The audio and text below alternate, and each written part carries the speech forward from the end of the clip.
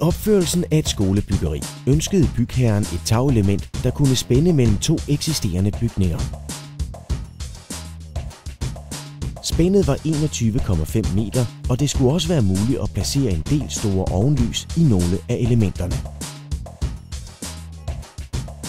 Scandic producerede og leverede tagelementer i en bredde på 3,6 meter og i den ønskede længde på 21,5 meter, hvilket giver et samlet tagelementareal på 77,4 kvadratmeter.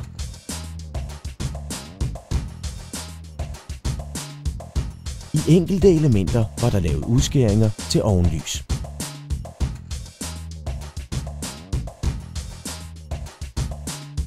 Elementernes størrelse og den nemme montering gjorde, at der blev monteret 1500 kvadratmeter på én dag.